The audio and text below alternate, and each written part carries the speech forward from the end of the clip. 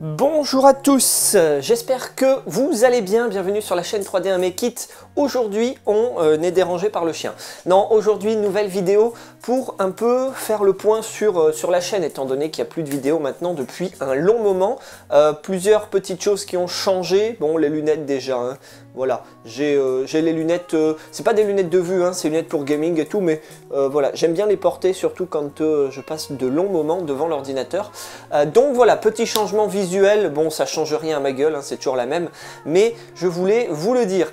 Ceci étant, on va parler aujourd'hui de la nouvelle imprimante qui se trouve juste ici, hein, comme vous pouvez le voir, une imprimante Delta et non pas une imprimante cartésienne comme j'ai juste derrière, hein, la petite AlphaWise qui est toujours là, elle est toujours dans le game. Donc on va parler aujourd'hui de cette petite imprimante Delta qui est donc la FLSun QQS. Étant donné qu'elle a QQ tout court, mais là c'est le modèle un peu amélioré, on va dire ça entre parenthèses. Donc on va parler d'elle, on va un petit peu voir ce qu'elle donne en impression, avec un petit timelapse que je vous mettrai sûrement en fin de vidéo, et on fera un petit bilan de savoir quel est mon avis sur une imprimante Delta ou sur une imprimante cartésienne comme la AlphaWise U20, un petit peu la comparaison, celle que je préfère ou alors est-ce que j'aime les deux autant, ça je vous le dirai en fin de vidéo. Donc on est parti. Bien, donc pour démarrer, on va faire un petit peu le tour des accessoires de l'imprimante, sachant que je n'ai pas la vidéo du montage, il y a eu un souci avec le son, et je vous avoue que j'ai pas spécialement envie de tout redémonter pour tout refaire, hein, vous voyez. Donc voilà, je suis désolé au niveau du montage, il n'y a vraiment rien de compliqué, il y a quelques vis à mettre, je pense qu'en tout et pour tout, j'ai dû mettre entre 15 et 20 minutes une fois que tout était déballé du carton. Donc, petit tour pour voir un peu ce qu'il y a de fourni avec l'achat de l'imprimante. Comme vous pouvez le constater, déjà on va partir sur la base. Une base très simple, eh bien il y a une petite spatule. Enfin petite, elle est quand même assez grande d'ailleurs. Petite spatule intéressante étant donné qu'elle est biseautée. Donc voilà, ça permet de sortir les pièces un peu plus facilement. Je vous avoue que le support qui est donc directement intégré hein, sur le plateau, je vous avoue qu'il n'y a pas besoin de la spatule du tout, vous attendez que ça refroidisse et ça se retire tout seul sans aucun problème. Ensuite, qu'est-ce qu'on a? Un petit sac avec différentes choses à l'intérieur, comme vous pouvez le voir, donc différentes clés, voilà, à laine, clé, un petit tournevis plat visiblement, que je ne me suis pas servi du tout, une clé classique, enfin voilà, un petit peu tout ça, et des gants.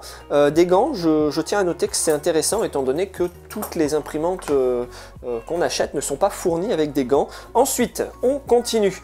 On voit juste ici, en bas de la caméra, je vais vous l'avancer, un système complet, donc bloc de chauffe avec la petite... Est-ce que ça va faire le focus correctement? Non, ça n'a pas l'air de vouloir, donc je vais le faire manuellement. Voilà, un petit bloc chauffant complet, donc il n'y a pas la cartouche de chauffe, mais la cartouche est fournie juste là en fait. Donc voilà, un petit bloc avec une buse en 0,4 hein, fournie, donc c'est plutôt cool. En gros, on a un système complet pour remplacer la buse qui est déjà hein, présente sur l'imprimante, simplement eh ben, ils en fournissent une autre. Donc je trouve ça plutôt sympa de leur part. Ensuite, on a ce petit module qui, pour le coup, si je vous lis ce qui a marqué dessus, il y a marqué Temperature Sensing Line. Donc c'est un petit capteur de température, hein, tout simplement, qui est fourni. Je trouve ça plutôt cool également, hein. Si le vôtre lâche, eh bien vous en avez un de rechange, ce qui est assez rare, on va dire, puisque en général tout est acheté au détail, c'est un truc qui crame, hein, c'est pas fourni avec l'imprimante. On continue avec des petits serre-flex et une petite tige de débouchage, donc ça c'est cool aussi, ça évite d'en acheter au détail. Bon, le petit serre-flex, pour moi en tout cas, c'est pas trop l'utilité d'en mettre, mais c'est toujours sympa de le fournir. On passe à la cartouche de chauffe, donc là je vous explique pas ce que c'est, hein, étant donné que c'est pour faire chauffer le bloc qui est ici. Donc en gros ils fournissent l'intégralité du système, sachant que, et je n'ai pas la réponse, si quelqu'un l'a dans les commentaires ça m'intéresserait, à l'intérieur, je ne sais pas si vous allez le voir, voilà, à l'intérieur, comme vous pouvez le constater, il n'y a pas de tube de PTFE. Alors, je pense qu'il y a besoin d'en avoir un, mais je pense qu'on fait rentrer le tube PTFE en direct depuis l'extrudeur dans le bloc chauffant, étant donné que rien n'est fourni on va dire à ce niveau-là, pour mettre un bout de PTFE dedans. Donc c'est pas un full métal, enfin en tout cas je pense pas, mais par contre, enfin ou alors c'est un full métal, aucune idée. Si quelqu'un a la réponse, eh bien n'hésitez pas à le dire en commentaire, je serai content. On passe ensuite à ce petit sachet où à l'intérieur, eh bien, vous avez un petit end-stop, hein, une petite fin de course, donc un petit module fin de course. C'est plutôt cool. C'est plutôt cool, ça permet d'en changer un si vraiment un des trois est mort. Vous en avez un de rechange, ce qui est plutôt sympa. On passe ici, bon, des clés classiques. Voilà, hein, livrées avec toutes les imprimantes que vous pouvez acheter. On passe à la visserie, donc un sachet de visserie, vous en avez un deuxième qui a déjà été utilisé puisque il a bien fallu faire le montage de cette petite imprimante. On a ensuite des petites pinces pour fixer le plateau de mise à niveau. Donc ça, je vais vous expliquer comment ça se passe juste après pour la mise à niveau. Et une buse supplémentaire, encore une autre, hein, plus celle qui est déjà montée dessus, plus une qui est déjà sur la tête d'impression qui est déjà prémontée. Donc en gros, ça nous fait 3 buses, ce qui est plutôt cool, hein, vraiment. Hein. C'est vraiment bien ce qui est fourni avec cette imprimante et le câble USB, mais enfin ça, je ne le présente plus. Je vous mets un petit plan rapide sur les paramètres et les configurations un petit peu de cette imprimante. Donc forcément, c'est une type FDM. Au niveau de la taille d'impression, eh bien, vous allez avoir, donc c'est un rond, hein, c'est un cercle et non pas un carré. Donc diamètre 255 de diamètre par hauteur 360. Donc c'est un petit peu moins haut que par exemple l'Alphawaz U20 qui peut monter, alors je vais pas dire jusqu'à 400, mais quasiment, on va dire. Donc c'est un petit peu moins haut et bien sûr la taille d'impression niveau largeur profondeur c'est un petit peu moins puisque là c'est un rond et non pas un carré, mais c'est quand même très raisonnable. Ensuite la précision c'est très intéressant de voir que au niveau de la précision d'impression on peut aller jusqu'à 0,05 mm au niveau de l'impression, vous savez, des couches, de la hauteur de couche. Donc ça permet d'être plus précis que par exemple l'Alphawaz U20 qui, l'Alphawaz U20 c'est entre 0,1 et 0,4 mm. Bon là c'est marqué entre 0,05 et 0,3. Bon, si vous montez une buse bien entendu de 0,6, vous pourrez faire une impression à 0,4 par exemple de précision. Mais on se l'avoue, il y a très peu de personnes qui utilisent au-delà de 0,3 mm. En général on tourne entre 0,1 et 0,3. Et bien si on veut, on peut faire encore plus fin, 0,05. À tester, à voir lors d'une impression, j'en ferai peut-être une impression test pour vous montrer. Ensuite on continue, donc comme vous pouvez le constater, bien sûr il y a une sortie unique de filament, hein, il n'y a une seule buse. Le diamètre de la buse prémontée c'est du 0,4. La vitesse d'impression, alors là ils sont larges, hein. Ils mettent entre 10 et 300 mm secondes. Alors oui, effectivement, je veux bien croire que ça monte à 300 mm secondes. Je pense que toute la visserie explose à cette vitesse-là, mais non, un peu plus clair. J'ai fait des tests rapides pour l'instant, je ne l'ai pas depuis longtemps. Je suis monté entre 100 et 120 mm secondes. Ça marche plutôt bien, la qualité est plutôt bonne. Vous verrez par la suite, je ferai un petit cube de calibration. Donc impression assez simple, mais on verra la différence entre une impression à 60 mm secondes et une autre que je ferai le double à 120 mm secondes pour voir un peu la différence de qualité, et vous verrez que eh bien c'est assez étonnant, elle perd pas trop en qualité et c'est très intéressant, c'est très sympa. On continue, on voit que c'est du 1,75 mm au niveau du filament, donc ça c'est plutôt standard. PLA, ABS, nylon, PVA, TPU, PETG, wood, en gros ça prend tout style de filament, ce qui est plutôt cool. Un écran 3,2 pouces, ce qui est plutôt bien. Non, inch, oui c'est ça, hein, 3,2 pouces. Ensuite, la température environnante pour, on va dire, entre parenthèses, que ça fonctionne bien, entre 5 et 40 degrés, donc ça va, hein. En ce moment à l'extérieur il fait 35, donc tout va bien. La température de la buse entre 0 et 260, vraiment 260 c'est le max, sinon après vous allez endommager forcément la buse et même le bloc chauffant avec le tube PTFE et autres. Le plateau qui est chauffant, hein, de 0 à 110 degrés, sincèrement il monte assez vite, pour le moment j'ai pas eu trop de problèmes. Ils disent dans les configurations que ça met 5 minutes pour monter à 100 degrés, ce qui est relativement rapide je trouve. On passe à la suite, donc le software utilisé c'est Cura, étant donné qu'il vous, on va dire, il vous donne une version modifiée de Cura pour la FL Sun. ce qui est plutôt cool. Ça vous permet d'avoir directement un Cura préconfiguré pour l'imprimante et en gros vous ne perdez pas de temps avec le Cura, on va dire générique. Mais en soi le Cura générique est très bien aussi, j'utilise pas le Cura proposé, donc voilà. On passe bien sûr STL, objet, AMF, 3DS au niveau des formats utilisés pour l'impression, donc ça c'est standard. Le G-code c'est pareil. Une SD card au niveau des connectiques, bien sûr, pour mettre une carte SD, et le port USB, classique. 110, 220 volts, donc vous pourrez choisir entre 110 volts ou 220. De base, moi, c'était déjà mis sur 220, donc tout va bien.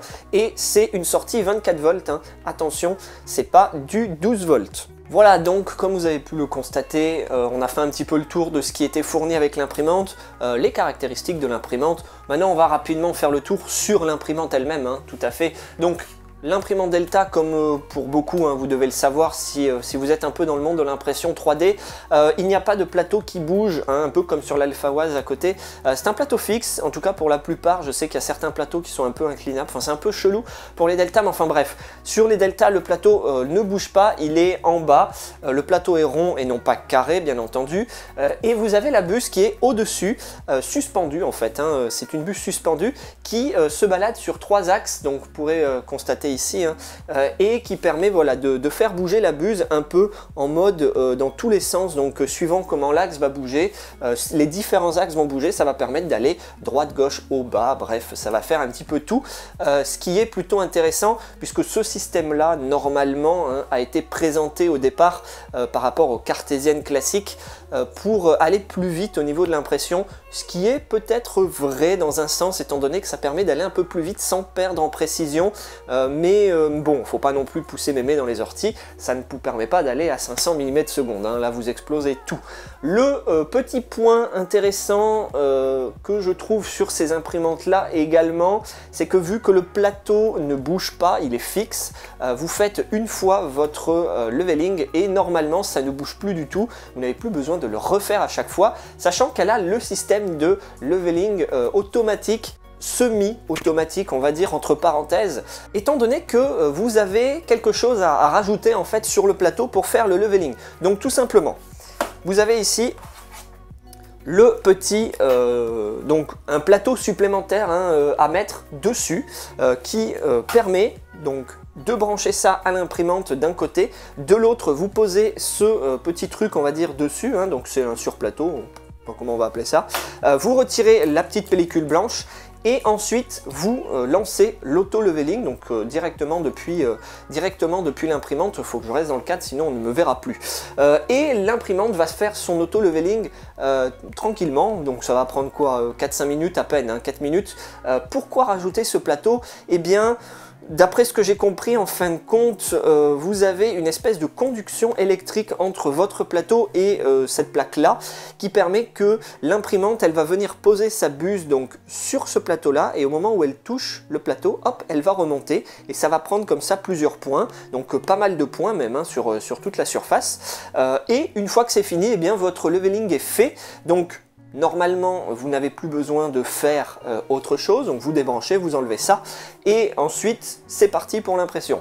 Cependant, il peut y avoir certaines fois des petits écarts entre la buse et le plateau, donc vous pouvez réellement et facilement modifier directement dans le logiciel l'offset Z, donc plus ou moins 0,1 mm, ce qui peut être très intéressant avec une feuille de papier. C'est pour ça que je vous dis que c'est semi-automatique, parce que moi ça a marché du premier coup, je n'ai pas eu besoin de refaire on va dire l'offset Z, de réajuster l'offset, mais certaines personnes ont besoin, donc voilà, c'est un petit peu, c'est entre les deux, c'est oui auto-leveling, mais non, parce que ça peut être aussi manuel pour le réglage, on va dire affiner le réglage. Cependant, ça marche très très bien, il n'y a pas de souci, ça prend, je vous dis, 2-3 minutes et tout fonctionne très bien après. On continue sur un petit point peut-être un peu plus noir sur cette imprimante qui peut être facilement résolu, c'est le chargement de la bobine au-dessus. Voilà, vous avez la bobine au-dessus avec l'extrudeur qui est en haut, donc en haut à gauche là, hein, qui est donc sur le côté. Bon, ça c'est un petit peu le point noir dans le sens où pour y accéder c'est un petit peu la merde, pour faire le chargement du filament c'est un petit peu la merde, mais j'ai déjà vu sur Thingiverse et ailleurs des petites améliorations qui permettent de mettre par exemple l'extrudeur sur le côté et donc pourquoi pas de mettre la petite bobine par terre, enfin à plat directement. Voilà, donc on a fait un petit peu le tour de l'imprimante. On va un peu maintenant parler rapidement du firmware et du prix. Donc déjà au niveau du firmware, c'est donc le firmware MKS Robin Mini. On est à la version 2.0.7 je crois hein, actuellement. Voilà, quelque chose de classique. Vous pourrez trouver sur internet d'autres versions. Je crois qu'il y a la 0.8 qui est sortie. Ça marche plutôt bien. Vous avez différentes configurations. Vous trouverez tout ça sur internet. Je vous mettrai un lien. Je vous mettrai également un lien pour le groupe Facebook de cette imprimante, uniquement de cette imprimante, qui permet voilà, d'avoir des échanges avec d'autres personnes. Donc le groupe Facebook français, anglais, enfin tout le monde y va, hein. C'est un groupe mixte. Et au niveau du prix, eh bien ça coûte 260 €, autour de 260 € l'imprimante, suivant on va dire les petites promos ou pas d'AliExpress. Donc voilà, moi je l'ai pris sur AliExpress, 260 €, je crois que je l'ai payé exactement 258 et quelques, les frais de port gratuits, et c'est arrivé, très sincèrement, ça a dû arriver en moins de 6 jours. Voilà, tout confondu entre le moment du paiement et le moment de la livraison. Voilà, ça a mis en tout et pour tout une petite semaine à peine. Donc c'est vraiment cool, on est très content. Du coup, je vous laisse avec le timelapse pour vous montrer un peu ce qu'elle est capable de faire. Et nous, on se retrouve juste après pour voir le résultat et finir la vidéo en beauté. C'est parti!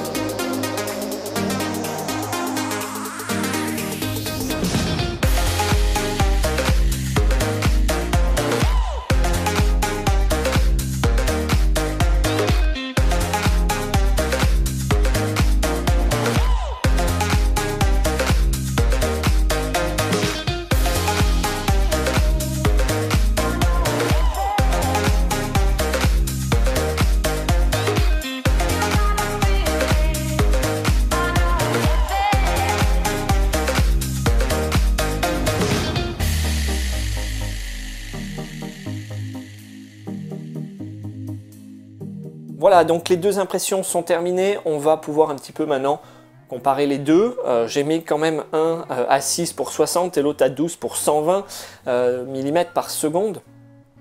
Donc c'est un peu pour voir la qualité globale. On va également voir si les dimensions sont respectées. On verra que c'est pas si dégueu que ça, hein, en quelque sorte. Je tiens à préciser que l'imprimante n'a eu aucune modification depuis que je l'ai montée, c'est-à-dire que aucun changement au niveau firmware, rien du tout. C'est brut, donc on va voir un peu ce que ça donne. Fini le blabla. On va regarder déjà celui à 60 en espérant que le focus se fasse plutôt bien.